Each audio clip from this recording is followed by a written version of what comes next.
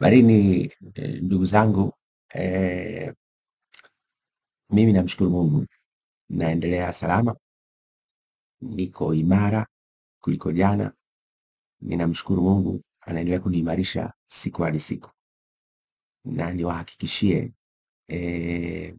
hakuna kurudi nyuma. Unajua, Mungu huwa anatupa nafasi hapa duniani kufanya tofauti, na unapopewa nafasi huwa unatakiwa uitumie kufanya tofauti. Na napenda leo nitumie fursa hii kuwasihi Watanzania wenzangu kokote kule mliko, wenye mapenzi mema na nchi yetu na wenye hofu ya Mungu, wazalendo kweli, ukiwa upewa nafasi ya kuleta mageuzi au mabadiliko katika eneo lilokuwepo au katika nchi yetu, itumie nafasi hiyo ipasavyo, kwa sababu usipofanya hivyo utadaiwa siku moja, kama sio hapa duniani basi siku ya hukumu. Sasa leo nimesema niwashirikishe mambo kadhaa. Nilikuwa nimeahidi tutazungumza mambo matatu, lakini kamuda kalisali moja, kwa sababu nina limitation, tukao rekodi chap chap tena utoke mbio. Nitaeleza leo jambo moja na mambo mawili labda bashraf, lakini jambo moja ambalo linahusu uwezeshaji wa wananchi kiuchumi, kwa sababu limesemwa kwenye kampeni na mimi nikasema si vema na haki wa Tanzania wenzangu kudanganywa wakati mimi nimeelimika kutoka kwa Watanzania hawa hawa. Kwa tutakuwa tunafafanua kuonyesha ya kwamba Mama Samia, Nchimbi, Manueli hawasemi kweli, na kwenye chama chetu inasema kwa kuapa nitasema kweli daima na fitina kwangu ni mwiko. Kweli nitalifafanua. Alafu katikati ya wiki hii nitakuja na mambo mawili. Nitaeleza kuhusu hicho anachokiita bima ya afya kwa wote. Ni uongo mkubwa na ni balaa kubwa kabisa. Linatengenezwa ili watu wachote fedha, waendelee kutukamua hata katika eneo hilo, na walale mbele. Tusiwaruhusu. Ule mfuko wa bima uko hoi bin taabani, unaendeshwa kwa hasara. Ninyi waulizeni hata kwenye kidahalo. Unajua waandishi wa habari hawezi kuuliza maswali haya. Tumejifunza nini kutoka NHIF tunapokwenda kuanzisha au ku roll out bima ya afya kwa wote? Ni uongo mtupu. Wiki nitafafanua kwa watu. Nimefanya utafiti wa nchi tofauti tofauti, nimechukua muda kidogo kulisoma jambo hili, na tusihadaike. Achaneni na watu wengine ndio wanaonekana wamesoma, maprofesa waongo, wanataka vyeo baada ya uchaguzi. Sisi tujikite, tunataka kwanza kuijenga nchi yetu kwanza. Tofauti na wao wanataka vyeo kwanza, alafu wanatudanganya watajenga nchi baadaye. Waongo, wapuuzeni. Sasa leo nikasema nianze na hili dogo. Niliwaambia juzi mgombea wa CCM Mama Samia, ambaye mimi siamini katika uchaguzi na napenda iwe very clear. Hakuna uchaguzi bila kufanya muafaka wa kitaifa. Hakuna uchaguzi bila kufanya muafaka wa kitaifa. Na kama unaipenda nchi hii, ukienda kupiga kura, kwanza hakuna upinzani, vile vyama vyote vile ni kitu hiki. CCM na vile vyote ni kitu hiki. Waongo wote. Kwa utapokwenda kwenye kituo cha kupiga kura, unakwenda kushiriki najisi kwenye nchi yetu. Na wewe una mapenzi ya kweli na ya dhati kwa nchi yako, usishiriki unajisi kwenye nchi yetu. Mimi sitaonekana kwenye kituo cha kupiga kura. Niko hapa hapa Bongo, lakini sitaonekana kwenye kituo cha kupiga kura. Siwezi kushiriki najisi kwa maana hiyo. Sasa niliwaambia Mama Samia alijaribu kumweka pembeni Emmanuel Nchimbi, akatishwa, bwana, kimtoa huyu na wewe unaondoka. Akarudi nyuma. Kumbe umegundua hawa wanacheza na akili zetu, wamegeuza huu mchezo wa kubeti. Yaani hawa wanataka miaka hii mitano inayokuja tukubali sisi tubeti. Uongozi si jambo la kubeti, ndugu zangu wa Tanzania. Uongozi ni jambo very serious, ni kufa na kupona kwetu. Ukibeti na uongozi, watu wawili tayari wanakwenda wako, umejua, mpeche mpeche, umejua, hobela hobela namna hiyo. Hapana, usikubali, usikubali. Tusibeti na mustakabali na hatima ya nchi yetu. Mimi nimewakataa, nimemkataa Mama Samia, nimemkataa Emmanuel, na vile vingine vyama vile ni maigizo tu, maigizo, maigizo, maigizo. Tuwakatae wote. Kupiga kura ni kubariki najisi hii wanaifanya kwenye nchi yetu, tukatae. Yani ni sawasawa mnaenda kufungisha ndoa wenza wawili ambao tayari wana mtifuano kabla ya kwenda kwenye altare kufungishwa ndoa. Si balaa hilo? Tutawafungisha ndoa hapa, tutakula ubeche, alafu baada ya siku 3 ndoa inavunjika. Kwa na sisi tusikubali kubariki najisi kwenye nchi yetu. Mimi sitakwenda kupiga kura kabisa.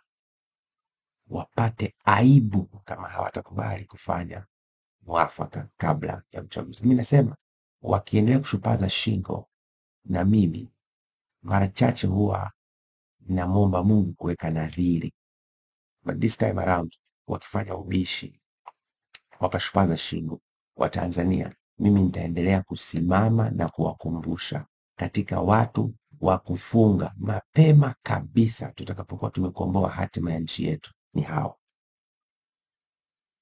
Na mimi nakumbuka watendaji kwenye vyombo vya ulinzi na usalama, tunzeni kila ushahidi, tunzeni kila ushahidi, tunzeni kila ushahidi. Tumetoa fursa warudi nyuma, tufanye mwafaka wa kitaifa, taifa liwe moja, ndio tusonge mbele. Kama wanashupaza shingo, hatutakuwa na mswalie mtume.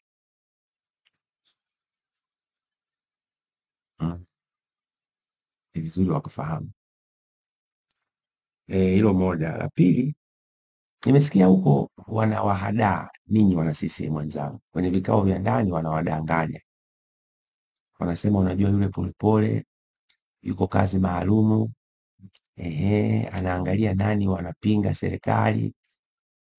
Hao ni watu wasiojitambua, wanatapatapa. Ndugu zangu, nataka niwaambie, mimi nilijiuzuru baada ya tathmini pana na ya kina ya miaka 4, na hii ni baada ya mapambano yangu makubwa kwa kutumia barua ndani ya serikali, kwa kushinikiza wenzangu ndani ya serikali. Mafanikio ambayo tungeyapata katika kipindi na hudumu kwenye serikali, kama wangekubaliana na namna ambavyo tumewashauri kulinda maslahi ya sasa hivi na ya haraka ya nchi yetu, tungepata mafanikio makubwa ya kihistoria. Hawataki, wanatafuta madaraka, watu wanatekwa, watu wanauawa, watu wanaporwa mali zao. Kikundi cha watu wachache sana kinajenga ukwasi na utajiri mkubwa na wingi wa fedha kutoka katika vyanzo visivyojulikana, ndio wamejaa mjini. Mimi naunga mkono matajiri waongezeke, lakini kwa njia halali. Nikasema hapana, siwezi kuendelea kuwa sehemu ya ubatili huu, najiuzuru. Na niliwajulisha, sema huwa hawasikilizi, wanadhani kila mtu anaweka mbele tumbo lake. Ndio. Na leo nitawapa story moja yangu binafsi. Kwa muda mrefu, ukiacha mimi kuzungumza na mzee Butiku, hata akinikatalia sio tatizo, lakini ilibidi nimwambie mama yangu kwa lugha ya upole anielewe. Kama mimi ni mtoto wake na familia yangu, niwaambie kubalini mpite kipindi cha shida. Kama mnaniamini, niungeni mkono, tukomboe hatima ya nchi yetu ya Tanzania. Inabagazwa, inabanangwa, mustakabali wake unatindinganywa, rasilimali zake zinahondomolewa. Ni chukizo hata mbele ya Mungu. Niliwaambia baadhi ya marafiki zangu napanga kuacha kazi kwa sababu sipati amani kufanya kazi kwenye serikali hii inayofanya mambo ya kidhalimu. Niliwaambia baadhi ya watendaji wenzangu wizarani, sitawaambia. Namkumbuka ndugu yangu mmoja, nimweke kapuni jina, nilimwambia naye anachanganyikiwa. Sasa Polepole, itawezekana? Nikamwambia hivi, mimi namwamini Mungu, hata mimi mbele sioni, lakini namwamini Mungu. Mungu anaweza. Mimi ni chombo tu kidogo kisichokuwa na hadhi wala maana, lakini nimekubali Mungu anitumie ili kusudi lake hapa duniani litimie na jina lake litukuzwe, baada ya kuwa tumekomboa hatima ya Watanzania. Kwa sababu hatima ya nchi yetu ikikombolewa, kusudi la Mungu la maisha mazuri matamu ya watu wake litatimia hapa Tanzania, na likitimia, Mungu atajivunia watu wengi watakaoelekea kwake kwa sababu wana maisha mazuri. Lakini saa hizi wanabagazwa, wanabanangwa na mali zao zinahondomolewa. Wanapata saa ngapi muda wa kumpenda Mungu? Wanapata wapi ujasiri wa kusema Mungu anaipenda nchi yetu? Hawa wanaosema wana uchaguzi, kweli nawaambia ukweli, hawa wanaitika kwenye mamlaka ya giza. Haki na wavyeli. So mimi nimekataa. Kwa huko kwenye vikao vya ndani wanasema Polepole kazi maalum, ni waongo na wapuuzeni. Wapuuzeni kabisa, hawana maana, wapuuzeni. Kama mimi niliacha kazi na wananiwinda, kama mimi kazi maalum, mbona wananiwinda? Wananitafuta kwa udi na uvumba. Kama mimi nafanya kazi na wao, kwani wananitafuta? Wananitafuta tena kwa kificho. Ogopa mtu anayekutafuta kwa kificho, ni mtu mbaya na hatari sana. Akikupata atakupoteza kwa kificho. Ogopa sana. Kwa wana CCM wenzangu, kwenu hili, wapuuzeni. Mama Samia na Emmanuel Nchimbi hawana dhamira njema kwenye nchi yetu ya Tanzania. Namna nzuri kabisa ni kutokubariki najisi hii wanafanya kwenye nchi yetu. Wewe kama mwana CCM unajivuna kinachoendelea nchini. Wewe kama mwana CCM unasikiliza wananchi wenzako wanaizungumziaje CCM sasa hivi? Na ukijifanya unajua tumerudi zama za 2015, unaweza kuzungumza mambo ya CCM sasa hivi, watu wakaghadhibika na wewe kupitiliza. Msikubali. Msikubali wana CCM na Watanzania, tusikubali hadaa hizi. Kwenye mikutano wanaweza wakasombelea watu, sawa, lakini msikubali kuhadaiwa na hawa. Msikubali. Tuwakatae, sio kwa boksi la kula, kwa kuto kwenda kubariki najisi kama hawatageuka. Na mimi nina imani kubwa na namwamini Mungu, hii kazi bado muda kidogo.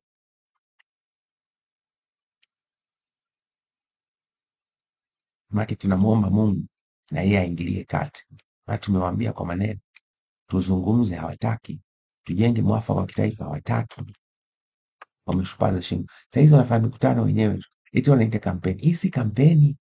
Anafanya mikutano ya hadhara. Mikutano ya hadhara kote nchini Tanzania peke yake. Sasa ameenda kwenye vyombo vya habari, anaweka na matangazo peke yake. Sasa anafanya kampeni dhidi ya nani? Umeshasikia ACT kile chama cha udalali, chama cha udalali CCMB imetengenezwa na CCM mtandao, na CCM mtandao ndio imeshika sasa hivi hatima ya viongozi wetu na mustakabali wa nchi yetu. Tukatae, tuidai, tuichukue hatima ya nchi yetu ya Tanzania kutoka kwenye kundi hili la CCM mtandao. Halina maana, dhalimu, kundi genge la wahuni, linabagaza mustakabali wa nchi yetu. Tukatae. Na kundi hili lina historia zote mbaya za kuharibu mustakabali wa nchi yetu. Ufisadi wote tangu tumeanza kuusikia una uhusiano na genge la kundi hili la CCM mtandao, wahuni hao. Hivyo najua kwamba nitakapokuja kuwasimulia kuhusu bima hii ambayo leo hii iko hoi bin tabani mpeche mpeche, aliyekuja kuileta ije ili uwe mfumo wa kuiba ni yule jamaa yule aliyenisema, nikaja nikawaambia namna gani anatuibia. Yule ndio alileta wazo la bima. Lakini ukiacha wazo la bima, hata mabando bei kuwa juu, yule jamaa anahusika. Alianza hii kampuni yenye rangi nyekundu, akapiga michezo akaondoka. Kaingia kwenye hii kampuni yenye rangi kama za Chama cha Mapinduzi, unaelewa? Akapiga mambo akaondoka. Na wamejipanga kufanya internet isipatikane kwa urahisi ili iwe bei kubwa. Nitawafafanulia wiki hii tunavyoibiwa, na mhusika mkuu mojawapo yule bwana na genge la CCM mtandao. Kwa hiyo wapuuzeni. Halafu hii kuhusu, unajua nimeona vyombo vya habari vile vikubwa havizungumzi kabisa na vinaona aibu kuzungumza mambo ya msingi kwenye kampeni. Unajua kwa nini? Ni mambo mawili. Moja, wanatishwa. Ukiangalia idadi ya vyombo vya habari vile rasmi na vile vya mtandaoni ambavyo vimepewa makatazo, maonyo, vitisho na TCRA, utastaajabu. Mimi kila anayepewa ananiletea, bwana shapigwa onyo, bwana shapigwa onyo, bwana shapigwa onyo. Unapigaje watu maonyo wakati wa uchaguzi kwa sababu tu wanataka kutoa sauti za pande zote? TCRA. Na nini, dawa inachemka.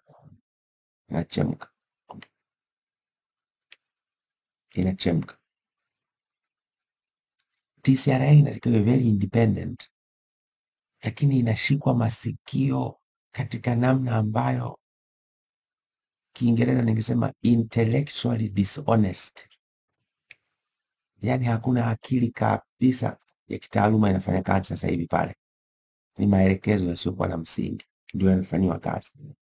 Sasa leo tunaruka wakati wa kampeni, tuone mtakata. Lakini sababu ya pili, mlungula. Wengi ya waandishi wa habari wamepigwa mlungula. Sasa ni wasikie jeshi la polisi, polepole njoo tupatie maelezo ya ushahidi tufuatilie. Sasa leo nakupa ushahidi mwingine kwamba vyombo vya habari vinapigwa mlungula. Unakumbuka siku moja ilifanyika tuzo za kalamu sijui ya Samia, unakumbuka kalamu ya Samia, wakapewa pesa watu pale. Kitu kimoja kinyume kabisa na taratibu za matumizi ya fedha za serikali katika ngazi ya mawizara na taasisi za umma ni kutoa hela mbichi. Ni mwiko. Mimi nimekuwa mkuu wa wilaya, nimesimamia halmashauri zaidi ya moja. Hela mbichi, matumizi ya hela mbichi ni mwiko. Mimi nimekuwa mkuu wa kituo na balozi matumizi ya hela bichi ni mwiko. Siku ile kwenye kalamu sijui ya Samia zile tuzo, unakumbuka wizara zilikuwa zinakuja pale na malundo ya fedha, wizara zinakuja na malundo ya fedha zinamkabidhi Mtungi, wizara inakuja na lundo la fedha inamkabidhi Mtungi, wizara inakuja na lundo la fedha inamkabidhi Mtungi. Waandishi wengi waandamizi siku ile wamepigwa malundo ya fedha Ngii hadharani mbele ya TV, kinyume na taratibu za matumizi ya fedha ya serikali ngazi ya wizara.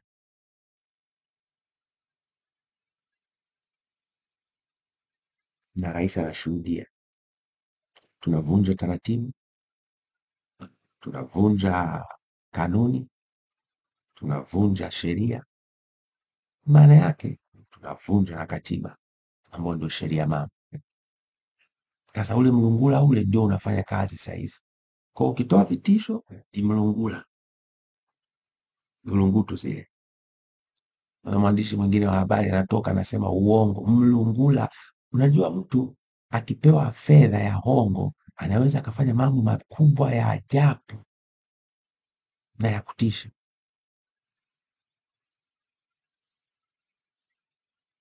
Bahati mbaya sana. Sasa twende kwenye hoja ya leo, uwezeshaji wa wananchi kiuchumi. Chama na viongozi wake wanasema watatoa bilioni 200 ndani ya siku 100 kuwezesha wananchi kiuchumi. Iko hivi, hoja sio hela, hoja sio hela, hoja ni muundo, mfumo, utaratibu, malengo, matokeo, okay, na namna tutatekeleza jambo hilo la kuwezesha wananchi kiuchumi. Hayo niliyoyasema yote hayajafanyiwa kazi.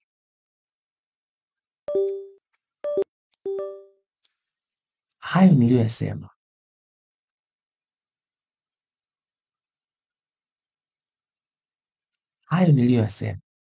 yote hayajafanyiwa kazi, yote hayajafanyiwa kazi. Sasa unaposema unakuja kutoa bilioni 200 ni katika msingi upi? Mbona hawafafanui? Msihadaike, msidanganyike. Mbona hawafafanui? Sasa nitakupeni mfano. Nchi hii hela sio tatizo, hela ipo. Tatizo wanakula.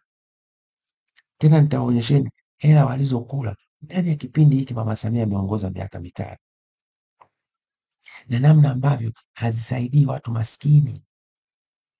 Twende kazi. Lete hotuba ya waziri wa fedha Mwigulu Nchemba aliyoitoa bungeni. Bunge hili bunge hili la mwezi wa 7 ambao ndio linafanya 2025 2026 mwaka wa fedha. Ukienda ukurasa wa 197 wameeleza kwa wastani makusanyo ya ndani ya halmashauri, Kiingereza wanaita OSR, Own Source Revenue, kwa miaka 5 kibajeti. Kwa mujibu wa sheria, makusanyo ya halmashauri ya ndani yanatakiwa yakatwe 10% itolewe mikopo kwa vijana, wanawake na ndugu zetu watu wenye ulemavu. Sasa nitakupa takwimu ili uelewe bilioni 200 ni danganya toto, waongo wakubwa hawa. Mwaka 2021 2022 mwaka wa bajeti wa kiserikali, makusanyo ya ndani ya serikali 10% yake ambayo ndio inaenda kwa vijana, wanawake na watoto ilikuwa bilioni 88.9. Mwaka 2022 2023 makusanyo ya ndani ya halmashauri 10% yake ya jumla ilikuwa bilioni 102.1. Mwaka 2023, mwaka 2024, mwaka wa fedha, 10% ya vijana, wanawake na ndugu zetu watu wenye ulemavu ilikuwa bilioni 114.7.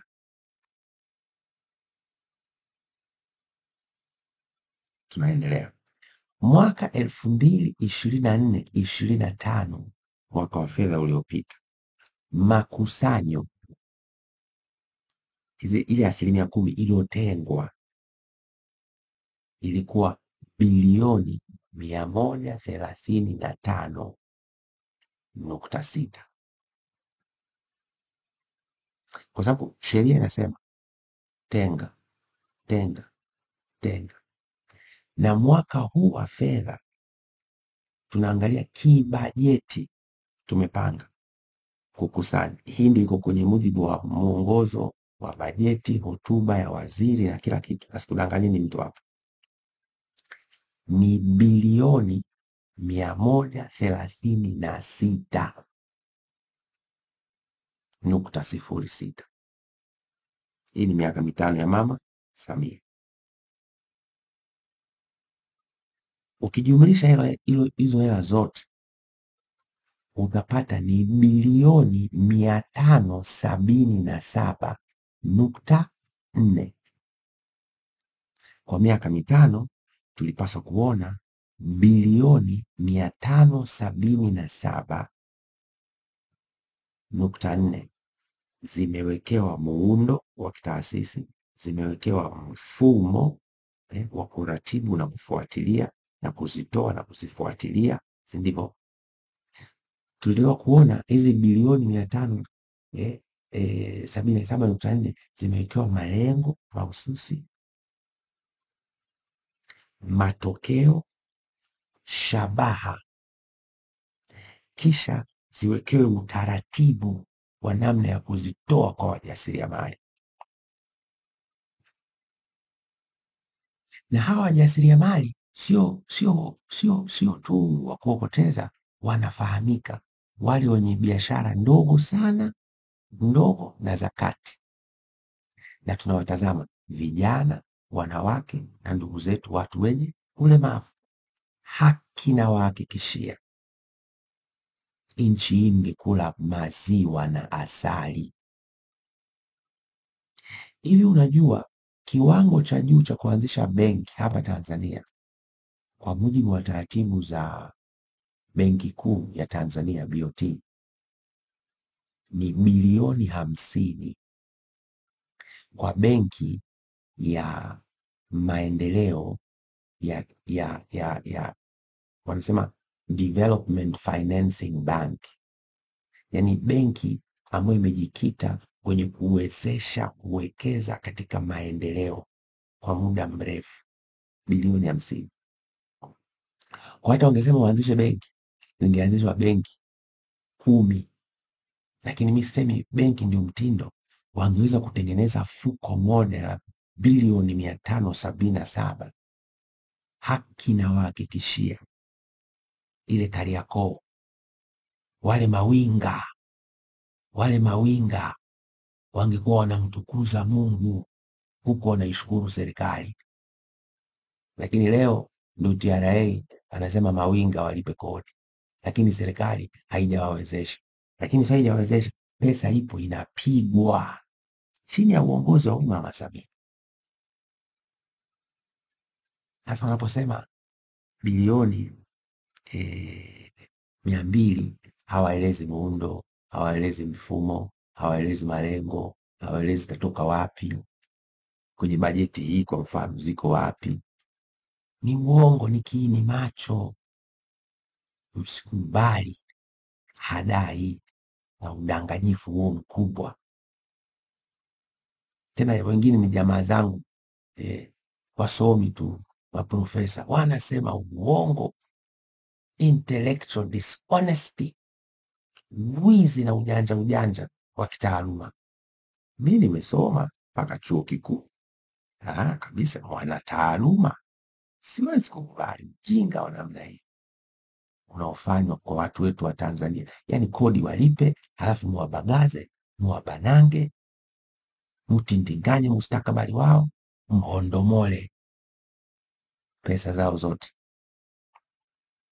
Mimi sikubali.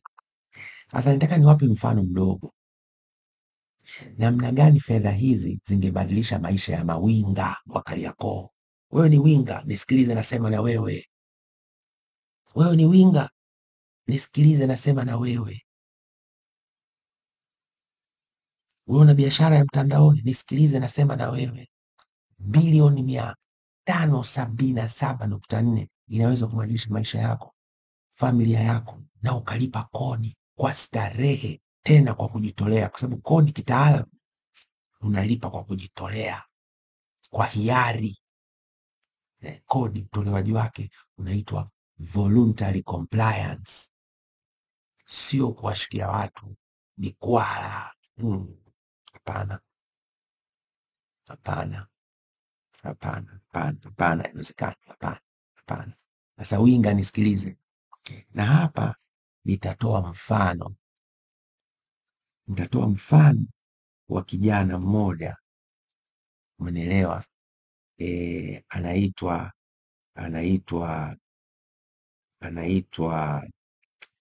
bwana kupotea, anaitwa, ngoja niwaambie, nimesoma hapa,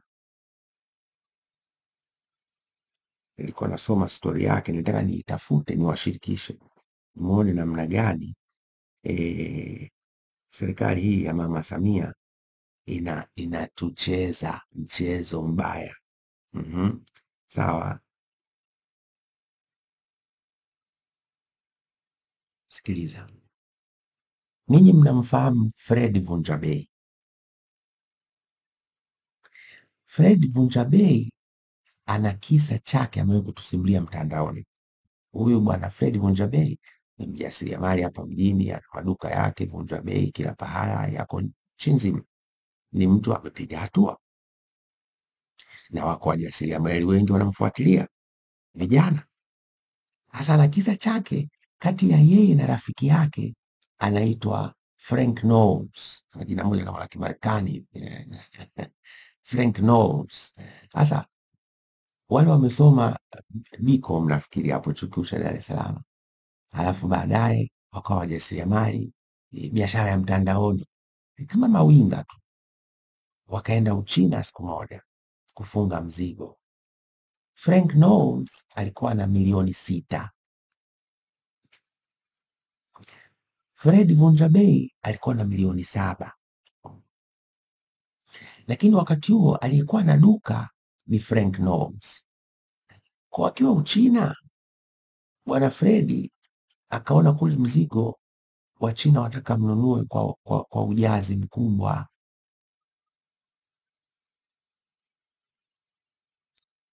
na milioni 6 na huyu 7 vipunje visingewezesha kupata mzigo wa kueleweka. Vunjabei akafanya jambo la kishujaa katika maisha ya urafiki na undugu na kufanikiwa kwenye biashara. Akamwambia Frank Knowles, sikiliza, hii milioni 7 chukua wewe, kwa sababu una duka tayari.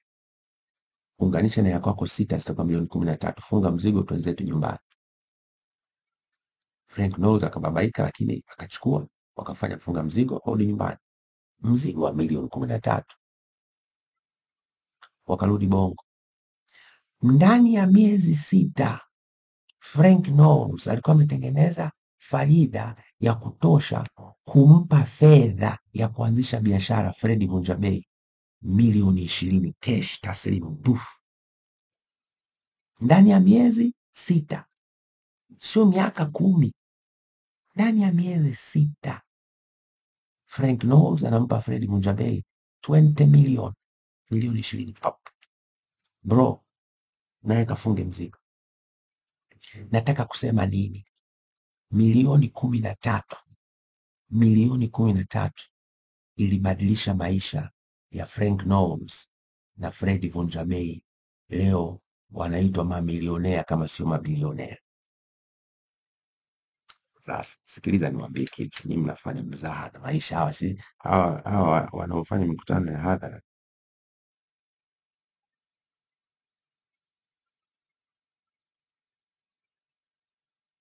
hawa wanaofanya mikutano ya hadhara wanaofanya mikutano ya hadhara wanatindinganya mambo, wanadanganya. Nataka nikupigie hesabu hapa.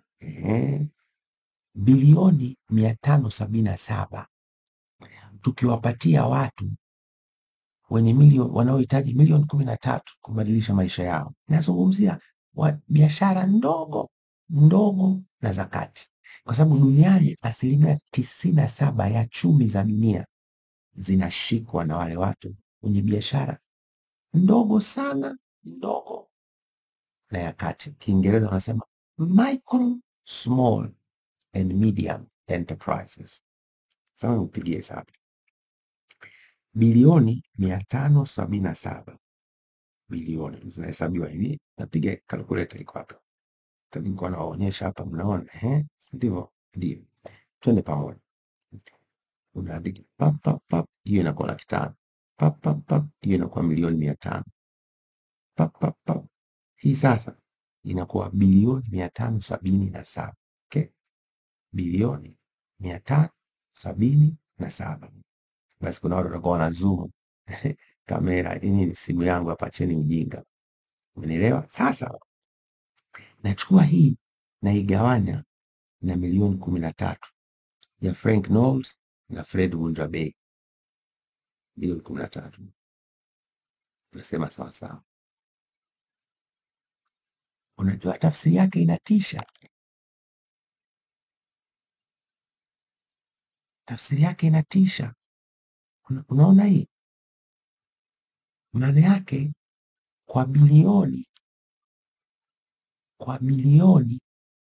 577 tunaweza tukatengeneza Frank Knowles na Fred Vunja Bei wengine wapya 44,000 hapa Tanzania.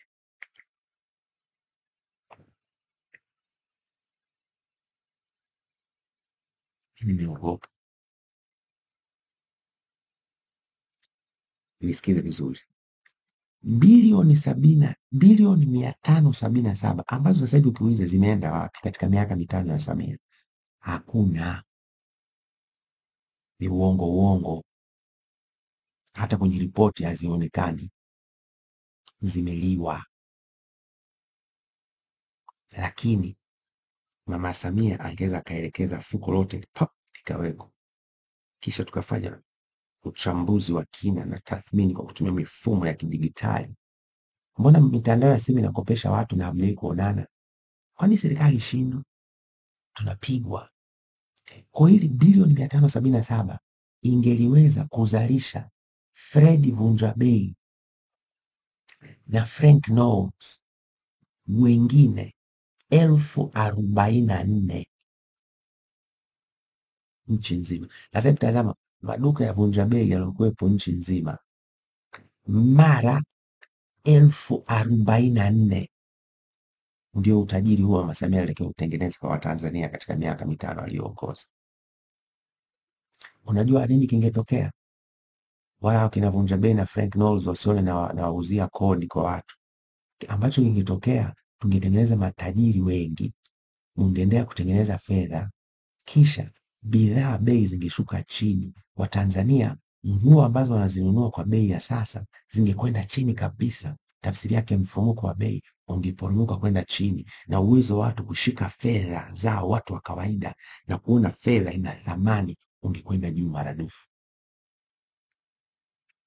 Hii tunasoma chuo kikuu, nimesoma uchumi wa maendeleo, development economics. Ni kitu hatuwezi tukabishana. Hakuna, hawajafanya hivyo, waongo. Sasa nitakueleza kwamba hizi bilioni 200 wanaahidi ndani ya siku 100 ni wizi mtupu, kwa sababu hakuna msingi wa ushahidi na uzoefu, ama kimuundo, ama kimfumo, ama kimalengo, ama kimatokeo ama kishabaha ama kiutekelezaji unaoonesha hilo limewahi kuwezekana kwenye nchi yetu, licha ya kwamba fedha ipo. Kabla hawajaahidi bilioni 200 wa urithi, bilioni 577 ziko wapi? Kwa unyenyekevu muwaulize, kwa unyenyekevu. Lakini huu wizi wa fedha za umma unaanzia wapi? CCM mtandao. CCM mtandao. Mwaka 2005 serikali ya CCM mtandao inaingia madarakani, inaweka ahadi ya kuwapatia Watanzania mabilioni ya JK. Lugha za kihuni, mabilioni ya JK. JK anapata wapi mabilioni? Anapata wapi? Zile fedha za walipa kodi, na ile pesa ilitoka, na wahakikishia leo, ilipigwa vibaya mno. Mabilioni ya JK mwaka 2005, mabilioni ya JK yameliwa kutoka 2005, 2010, 2010 mpaka 2015, na ninawahakikishia TAKUKURU wana faili la kufuatilia haya mabilioni yaliyoliwa, na hawajawahi kufunga uchunguzi. CCM mtandao, nawaambia, katika nchi hii kila wizi mnaujua uko associated, una uhusiano na CCM mtandao, sio Chama cha Mapinduzi, genge la CCM mtandao. Na ninyi wana CCM wakataeni hawa watu, wanatuchafulia chama chetu.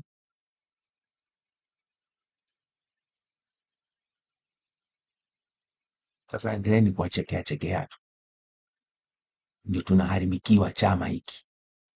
Hawa watu tuwavue, tuwatupe nje ya Chama cha Mapinduzi. Ndio maana ukisikiza mzee Kikwete lazima asemama, utashinda, tumeshapembua chuya na mchele, ndio mwelewe kwa nini anasema hivyo. Wajinga ndio waliwao. Naye alisema akili za kuambiwa changanya na zako. Mimi nimechanganya na zangu, na nimechanganya elimu niliyopewa na maarifa Mungu amenipa. Msikubali. Mabilioni ya JK ndio aibu kubwa imewahi kupatikana kwenye nchi hii, kwa maana ya kuwezesha wananchi kiuchumi. Pesa zikaibwa na ule mfuko umefungwa, na haonyeshi marejesho yalirudi. Marejesho yaliyorudi yalipelekwa wapi? Hakuna ripoti inayosema hivi. Yani ziko bilioni kama 7, hizo zililiwa, weka pembeni. Bilioni 43 wanadai zilirejeshwa, lakini hazionekani zilikwenda wapi. Alafu baadaye wakafunga huu mfuko wa mabilioni ya JK hautoi hela tena. Sasa hela zilizorejeshwa ziko wapi? Mbona hazijai kuripotiwa kokote kwamba zilirudi serikalini? Eti mnaweza mkamuuliza mzee Kikwete kwa sauti ya upole, lakini ndio maana pia bado yeye ni mzee wangu, mzee wetu, ndio utafanyaje?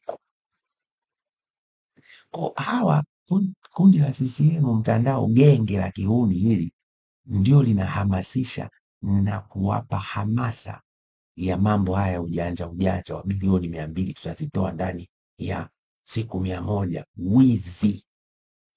Tena jeshi la polisi mkae macho, TAKUKURU mkae macho, hawa wanakwenda kutakatisha fedha. Please, hawa wanakwenda kutakatisha fedha. Financial Intelligence Unit kule, kaeni macho. Unatoaje bilioni 200 bila any framework, any known framework, bila any evidence based, umejua, experience, research, paper? How do you do that? Afu mja kwa hiki pole pole, sote ushahidi, si ndio? Nyinyi mnasema nganywinywi. Sasa nimsikie mtu anakuja kuniambia pole pole nywinywi, sote ushahidi. Hapa nawaambieni facts ambazo hela zimeibwa, hamjai kukamata mtu.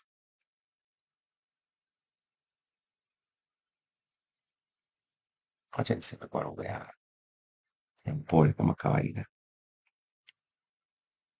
Kwa hizo bilioni zilikwenda za JK. Sasa wanatuletea tena bilioni 200. Zile zilikuwa 50 zikapigwa. Sasa zinaletwa 200 zitapigwa. Kabla hawajasema wanaleta 200, waulizeni bilioni 577 ambazo zingetupatia Fred Vunjabei na Frank Knowles wengine wapya 1044 katika uongozi huu wa miaka mitano Mama Samia 2021 2025. Wizi mtu. Twende mbele. Uko mfuko mmoja unaitwa mfuko wa maendeleo ya vijana YDF.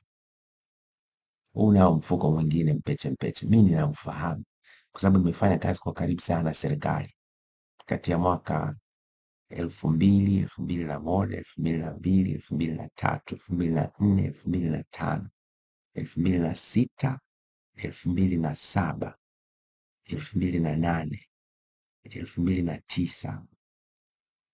Nimeacha mambo ya kufanya kazi na vijana mwaka 2009. Kwa hii mfuko wa maendeleo ya vijana, ujua hili nalo fuko lingine la wizi tu. Wizi. Na leo nakupeni fact moja.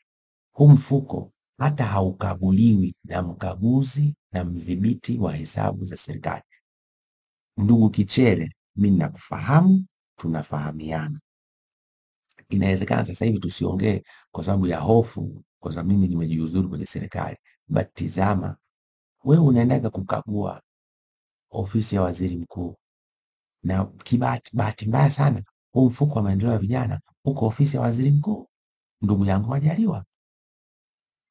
Na nitawaeleza baada ya habari ya Majaliwa.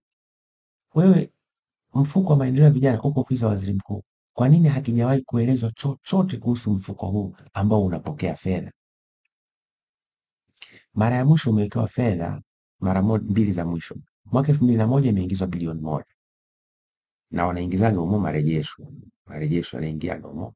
Wanapelekaga hela kwenye halmashauri ambao ni double allocation. Kwa sababu halmashauri kuna hela zile za maendeleo ya vijana za 10%. Na wao wanapelekaga kule.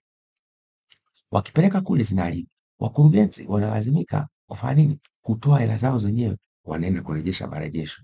Kwa sababu walikuwa wanataka kuna namna fulani walifanya wakurugenzi waweze kuwa wanazirejesha kule. Wakizirejesha kule ndani zinakaa tu. Na mara ya mwisho ni mwaka mmoja miwili zimeingizwa milioni 600. Huu mfuko haukaguliwi hata na mkaguzi wa hesabu za serikali. Na mfuko huu uko kwenye benki binafsi.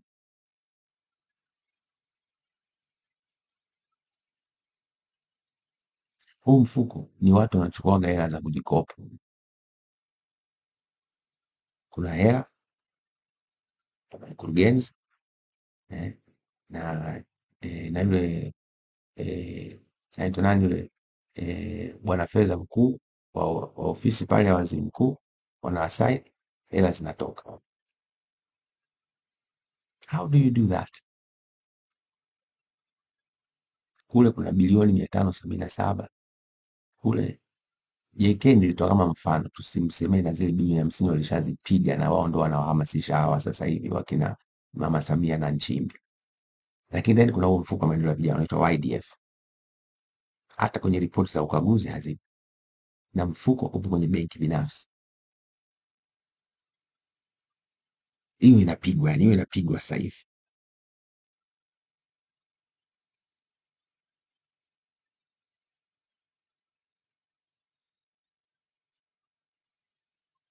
Inauma.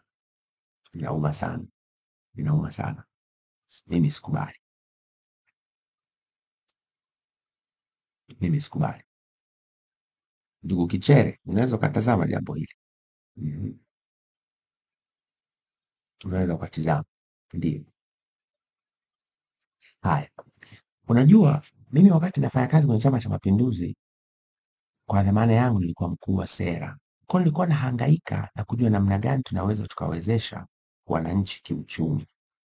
Nikagundua jambo moja ya kwamba katika nchi hii tuna mifuko mingi sana ya kuwezesha wananchi. Hauwezi kuamini. Tuna mifuko mwanzoni ilikuwa 72. Mifuko 72. Mifuko 72 yenye ukwasi wa zaidi ya bilioni 740. Zaidi bilioni 740. Fedha ambazo washakopesha ni zinafika trilioni 3.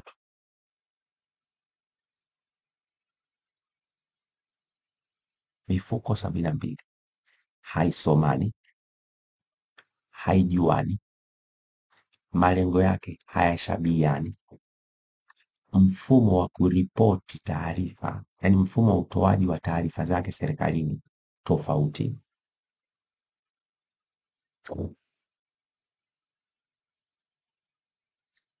Na mingi hata kukaguliwa haikaguliwi.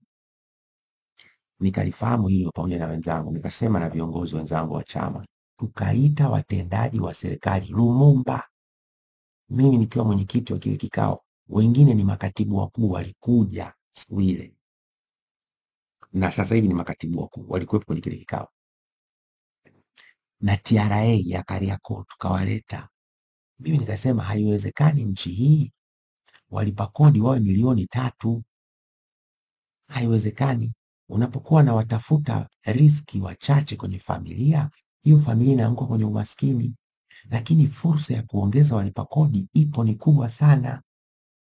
Sasa wewe fikiria, kama narudi kule kwa mfano wa Fred Vunjabei na Frank Knowles, wale si wanalipa kodi. Fikiria wale tukiwaongeza mara 44,000 tutapata kodi kiasi gani? Kwa nikasema haiwezekani, something is not right. Mchakato ukaanza kwenye kikao kile siku ile, na mimi tukaripoti kwa mwenyekiti wa chama John Pombe Joseph Magufuli. John Pombe Joseph Magufuli alikuwa sio mtu wa kulaza mambo, alikuwa ukitua jambo mezani anaanua. Nitakupa ushahidi. Waziri mkuu akaelekezwa kwamba aende akaanze mchakato wa kuiunganisha mifuko yote ilifatikane fuko hili moja. Nakupa ushahidi. Nenda kagugo hivi NEEC NEC, fanyeni tathmini ya kisayansi kuhusu manufaa ya mifuko yote ya uwezeshaji Majaliwa. Mtapata maelekezo ya waziri mkuu Majaliwa tarehe 18 ya mwezi wa 4 mwaka 2017. Katoa maelekezo hayo na mnukuu, anasema Waziri Mkuu Kassim Majaliwa amelitaka Baraza la Uwezeshaji Wananchi Kiuchumi NEC lianze kufanya tathmini ya kisayansi kuhusu manufaa ya mifuko yote ya uwekezaji nchini ili kujiridhisha endapo inawanufaisha wananchi kama ilivyokusudiwa. Pia amelitaka baraza hilo lifanye tathmini kuhusu namna ya kuunganisha mifuko hiyo bila kuathiri majukumu ya msingi na mantiki ya kuanzishwa kwake, ila inayofanya kazi zinazofanana iunganishwe. Ametoa agizo hilo leo Jumanne Aprili 18 mwaka 2017 wakati akifungua maonesho ya mifuko ya uwezeshaji katika uwanja wa Mashujaa mjini Dodoma. 2017 Majaliwa akaenda pole pole kama kina pole pole, na Magufuli ni rais. Sema kwa sababu mnisema hapa walikuwa na mambo mengi, Magufuli alikuwa na mambo mengi, lakini alikuwa pole pole ni Majaliwa. Magufuli hakusahau. Nitakueleza. Magufuli kuhusu hili jambo la kuunganisha mifuko ili zile bilioni 744 na hela ambayo imeshazungushwa zaidi ya trilioni 1, 2, 3 ziende kwa watu. Rais Magufuli tarehe 13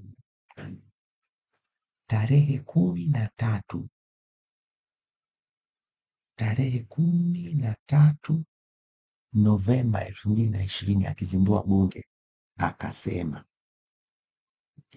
tutaongeza pia jitihada za kuwawezesha wananchi wetu kiuchumi na kuwapatia mikopo isiyo na riba ama yenye riba nafuu. Leo watu wanataka kuchukua sifa. Magufuli alitaka kutoa mikopo isiyo na riba, kama ambavyo mfano kwenye Islamic law wanasema mikopo haitaki kuwa na riba. Magufuli anasema mikopo isiyo na riba au riba nafuu, ikiwemo mikopo ya 10% inayotolewa na halmashauri zetu, na pia kupitia mifuko na programu mbalimbali zilizoanzishwa na serikali, ambapo kwa idadi ipo 18, no, kimsingi iko 72, na Mama Samia akaongeza hii miwili mipya. Tawaambie baadhi ya mifuko hiyo baadhi ya mifuko hiyo ni mfuko wa maendeleo ya vijana YDF, huo ambao wanapiga sasa hivi huko ofisi ya waziri mkuu, mfuko wa maendeleo ya wanawake, mfuko wa taifa wa kuendeleza wajasiriamali, mfuko wa kutoa mikopo kwa wajasiriamali wadogo self microfinance, mfuko wa kudhamini mikopo ya mauzo ya nje, mfuko wa kilimo kwanza. Tutaimarisha usimamizi wa mifuko hii na kuhakikisha, anaendelea, Watanzania wanaifahamu. Hiyo ni Magufuli anasema tarehe 13 mwezi wa 11 mwaka 2020 akizindua bunge. Hiyo ndio ilikuwa maelekezo ya CCM. Je, haya anasema Magufuli, Mama Samia aliyatekeleza? Mnapewa mikopo isiyo na riba? Mnapewa mikopo yenye riba nafuu? Jibu ni hapana. Na bilioni 577 alafu wanatudanganya, wanaleta bilioni ngapi? 200 ndani ya siku 100. Waongo wakubwa. Tuendelee. Najua, Magufuli anaendelea kusema, najua mifuko hii mingi ipo chini ya ofisi ya waziri mkuu Majaliwa. Hivyo basi, sikiliza Magufuli anavyosema. Hivyo basi, sikiliza tu Magufuli anavyosema. Hivyo basi, na kuagiza Mheshimiwa Waziri Mkuu, hii ikawe kazi yako ya kwanza kuishughulikia. Ikiwezekana, mwangalie uwezekano wa kuiunganisha baadhi ya mifuko ili ifanye kazi kwa tija zaidi na kupunguza gharama za uendeshaji. Nataka mifuko hii ikawasaidie wananchi wa kawaida, wakiwemo machinga. Machinga oye! Afu nikusikie machinga wanasema mitano tena. Ya nini? Ya wapi? Akina baba na mamalishe pamoja na wajasiriamali wengine wadogo. Huyo ni John Pombe Joseph Magufuli. Nimalize chapchap. Mifuko iko 72, imeongezeka sasa iko 74, wakati maelekezo yalikuwa waziri mkuu ipunguzwe ifanywe mifuko moja. Mama Samia kaongeza ya kwanza, inaitwa Imarisha Uchumi na Samia, tena anaita kwa jina lake, Imarisha Uchumi na Samia, IMISA. Mfuko wa pili unaitwa Samia Scholarship. Hizi ni hadaa, na waziri mkuu Majaliwa anastaafu na kazi ikafeli, 0. It's unfortunate.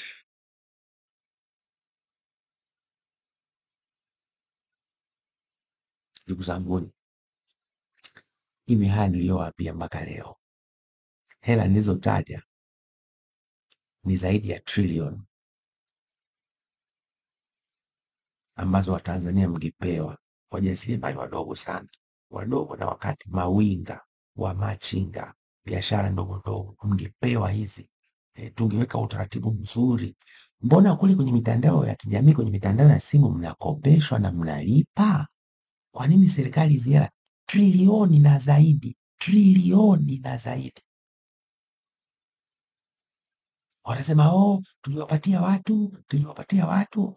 Wapi hao watu? Wako wapi? Sasa wakijitekenya tu na huyu kufafanua mfuko baada ya mfuko. Mungu akipenda, siku 2 zinazokuja 3, napiga bima, napiga mabando. Simameni imara wa Tanzania. Hakuna uchaguzi bila mwafaka wa kitaifa. Asanteni, na Mungu wa mbinguni awabariki sana.